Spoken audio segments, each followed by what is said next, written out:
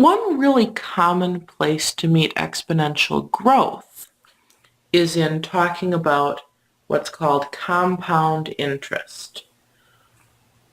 The idea of compound interest is pretty simple. After an account has accrued interest, right? Remember, the interest is just the fee that you pay to borrow money, or looking at it another way, the fee that the bank pays to borrow your money when you put it in a savings account. Right? After a debt has accrued interest, well, the borrower owes both the initial debt and the interest that it's accrued. So why not pay interest on the interest? Right, let's see how that works. Right? Just to keep the numbers simple, suppose I borrow $100 at 10% interest. So at the start of the first year of the loan, I borrow $100. The interest is 10% of 100, or $10. So at the end of the year, I owe my $100 plus the $10 interest that I accrued. I owe $110.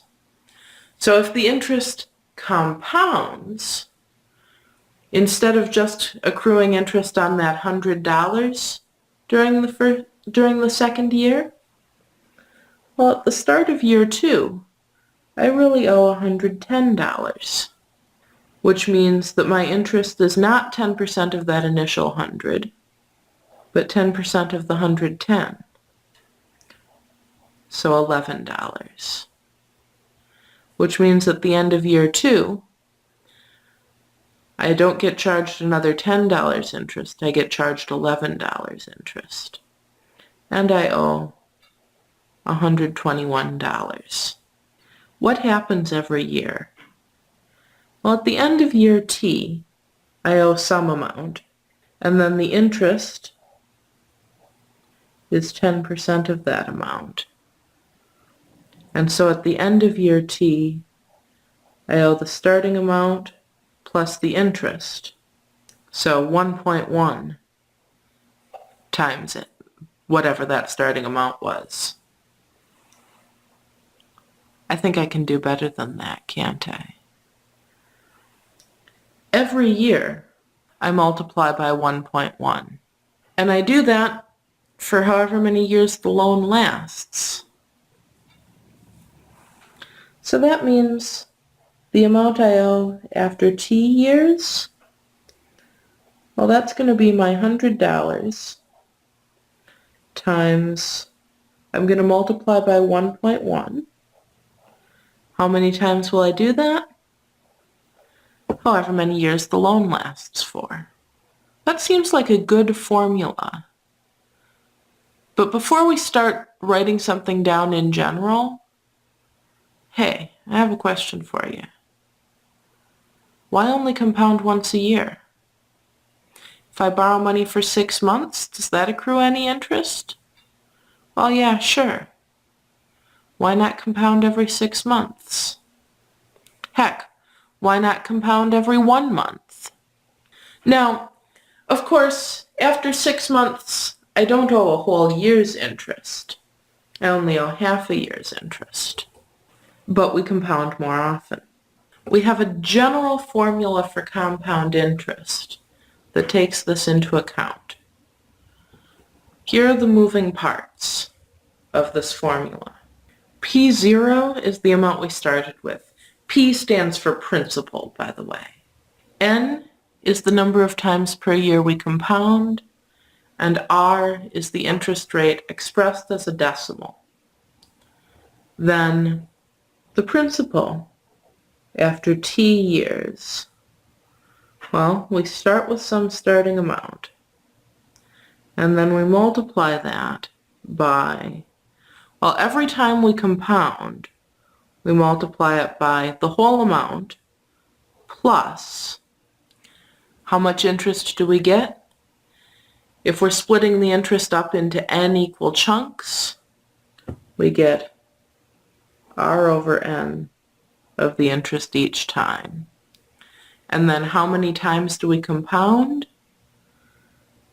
Well, the number of times per year times the number of years. So let's see an example. Suppose I put $500 in a money market account that pays 3% interest, compounded monthly.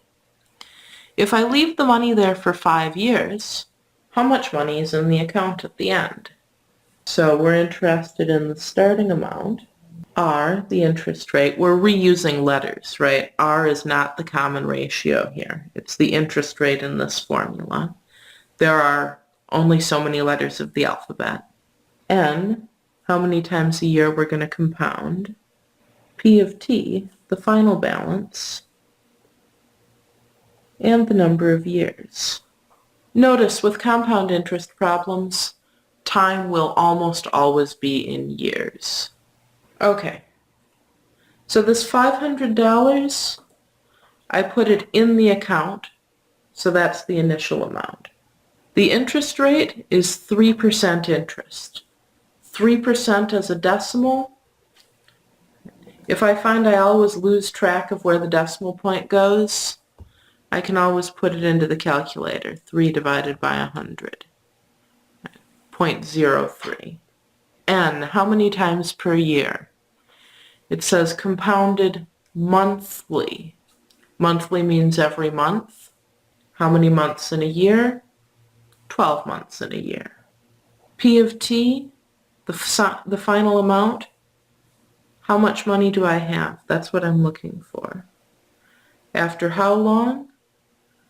5 years. Plugging all of that into the formula, the thing I'm looking for is 500 times 1 plus 0.03 over 12 to the 12. Let's work out what this thing in the parentheses is. 1 plus 0.03 divided by 12. I get 1.0025. Oh, I forgot to plug in 5 for t, didn't I? There we go. And now I'm going to just do this arithmetic. 500 times 1.0025 to the 12 times 5. And I get, hey, when I'm working with money, how should I round? That's right, I should round to the nearest cent, so the nearest hundredth of a dollar. At the end of 5 years, I have $580.81. Let me give you one of these to try.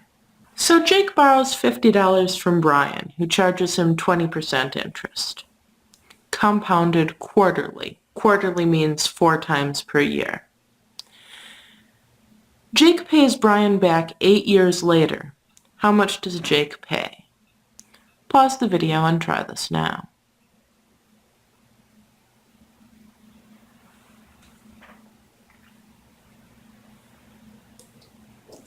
We're interested in information about the starting amount, the interest rate, the number of times per year, the final amount, and the time. That $50 is the starting amount. The 20% is the interest rate. 20% as a decimal, that's 0.2. How many times per year is the interest compounded? 4 times per year. What's the final amount? How much must Jake pay? That's what we're looking for in this problem. And how many years? It took him 8 years to pay back. I'm not really sure who's a bigger jerk in this problem. So our P of t is going to be 50 times 1 plus the rate divided by how many chunks the interest is split up into, to the power of the number of times per year times the number of years gives us the number of times we compound altogether. So that'll be 50 times this thing in parentheses, 1 plus 0.2 over 4, 1.05. To the 4 times 8 is 32. 50 times 1.05 to the 32. Whoa. 238.25 to the nearest penny. I take it back, Brian's the bigger jerk. Right, so Jake has to pay back $238.25 after 8 years. 20% interest is pretty high, huh?